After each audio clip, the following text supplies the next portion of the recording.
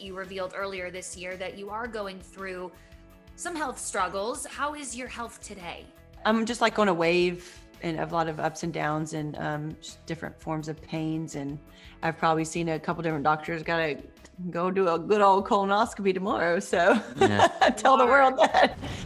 Outdaughtered season 8. We're in the middle of things right now. What has the reaction from fans been so far? The fans are loving how, the girls' personalities are shining. Yeah. We've laughed probably more than ever watching the episodes. And so I think this season's been a good one. Where we've highlighted multiple kids in the episodes and gone back and like looked at old footage and like highlighted their personalities and stuff. And those are our favorite episodes because like, they're just so nostalgic for us and stuff. And, just to go back and just like relive those memories, it's been awesome. What is the reaction for you guys seeing yourselves on air and reliving a lot of these moments? And how do the girls react to, seeing this like time capsule of their lives playing out?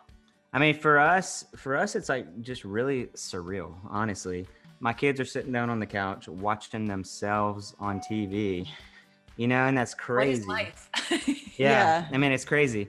And but it's also been the last 5-6 years of our life with being parents of 6 kids.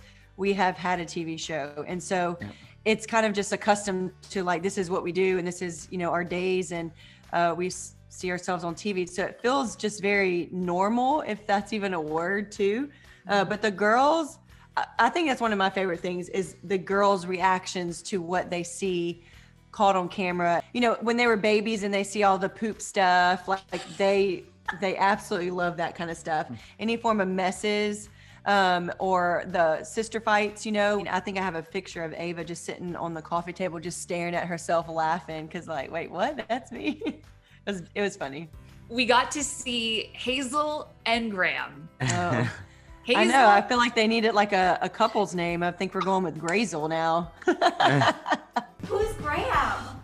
My boyfriend. What do you guys make of this? Hazel has always been our boy crazy one since she was probably 2 years old. Like, it's just funny. And she is our most sweetest, innocent, free spirit one. But man, she's boy crazy.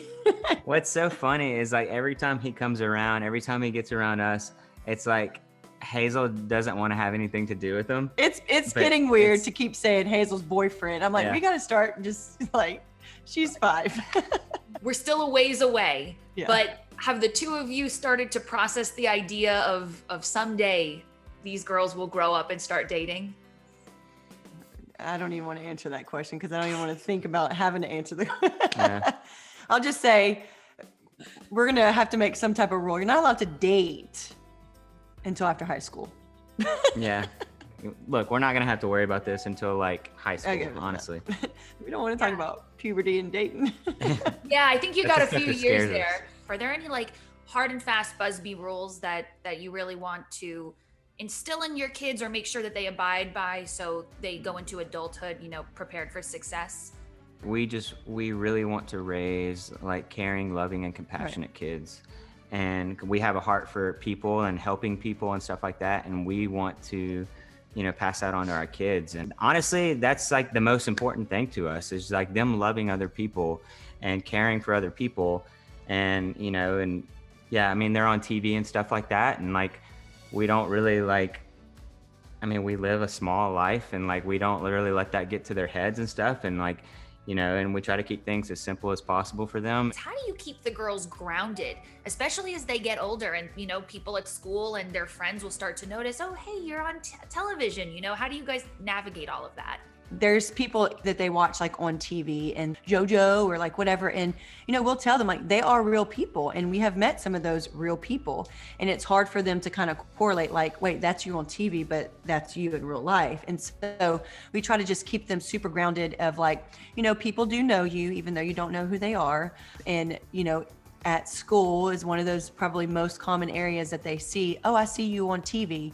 And our girls are just kind of like, They still think it's weird. they just every think time. it's weird. They're like, Yeah. yeah. I mean, don't you see yourself on TV? Whenever kids That's what they approach them think, at school. I want to talk about how the show Outdaughtered, it's just so positive. So what is it like being a part of this reality television landscape where you're putting out, you know, a very positive piece of content into the world. I think that we just really have worked hard to say, like, let's have this show be joyful, and we want to make people laugh, and we want to be real, and we want to be us, which we are, but we just don't really care for a lot of drama. We've shared the bad with the good throughout our show. I mean, yeah, fortunately, like it's mostly been good, and it's both mostly been happy and fun moments. But then there's also Danielle's like health struggles.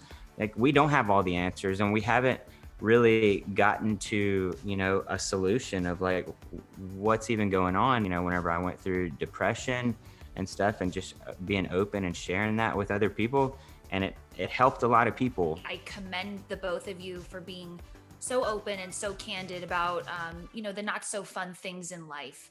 And Danielle, especially right now, I just want to give you a piece of my heart and let you know that you are sincerely in my prayers.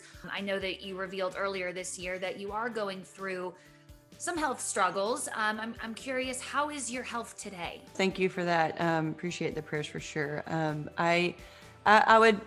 just like on a wave and of a lot of ups and downs, and just different forms of pains, and from physical pains to migraines to numbness to tinglings to digestive problems to a little bit of skin issues. So it is a bunch of random things that are just kind of, you know, going through hills and valleys, trying to learn, what do I need to do differently, and how do I do differently, and how can we help? And what's the root cause And what's of the it root all? cause Yeah. of it? I have been feeling a little off lately, but I don't really want to think about that because I just want to have a good time. I don't know if you read YouTube comments ever, but a lot of fans are leaving comments with their best thoughts, predictions, you know, wisdom from things that they've experienced in the past.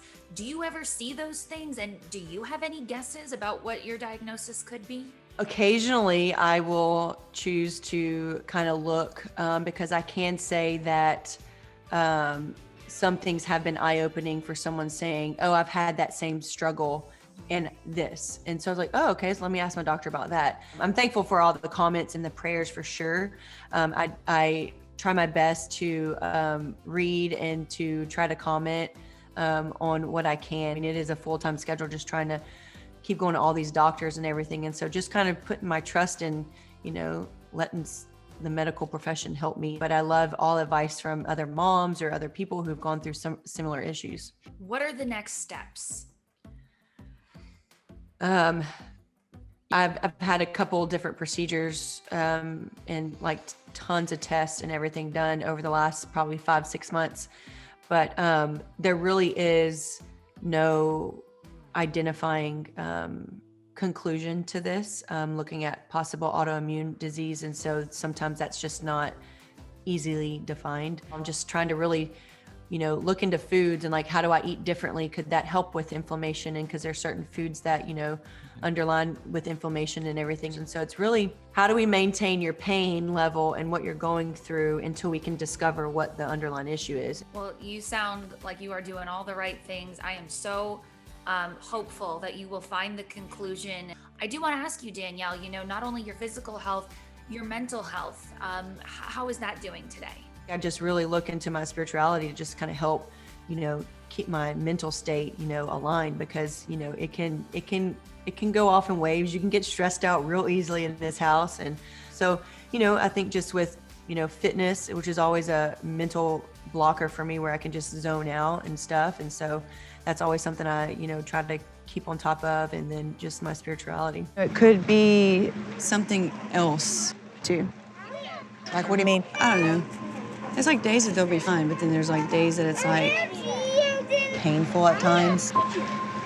And I feel like I've always been able to like handle it and like manage it, but I feel weird all of a sudden. I just feel like off, but you don't know why. I don't know. Maybe they just need a time to refuel and like replenish. Does Blayke know about this? Do the Quints know about this? They do, To an extent. I mean, I had an episode which took me to the emergency room. It's hard for them to understand what I'm doing, but they still know I got a doctor's appointment. I'm going here. I got to do this test. And so they know, they just don't really understand like what the struggle is. Yeah.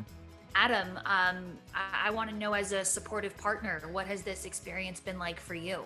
I mean, it's honestly been tough through this process of just like, you know, seeing her frustrated just because like we don't really know what's going on, and, you know, just trying to support her through the process and, you know, and encourage her, you know, as best I can, but also just like trying to take as much of the weight and burden of just like the everyday, like, you know, task around the house and parenting and stuff, so that she can kind of like relax a little bit, either have a day to just like do what she wants to do, or just like relax like in bed, you know, if it's a day that like she's just hurting. And then just supporting her whenever I can. We've seen 8 seasons of Outdaughtered. How much longer do you see this show going for? We just go season by season to kind of adjust and say like, what do we need to do differently? And, you know, do we want to continue? And yeah, and I mean, after every season, it's like a big like life Reevaluate, evaluation. You know, at the end of this season, it's just like, you know, like what's this going to look like moving forward? And what's so, next? Yeah, what's next? I mean, we're not 100% sure yet. Well, we love following your journey. You've got 6 incredible, beautiful young women. Is the Busby family complete? I mean, physically, yes. It's- I mean, I had a hysterectomy like a year and a half ago, so there's no more. But, you know, if we ever want a little boy around, we just go grab those 2 little nephews of ours, and then we have them for a day, and we're like, that's enough. Yeah. And we've always said that, I mean, we'd never fully close the door on like an adoption. If like something came on, you know, our way and like pressed on our heart that like we needed to like help, we never close the door on that. You're a beautiful family, a beautiful couple, and Danielle, please let us know if we can ever do anything to help support you on your journey. Thank you so much.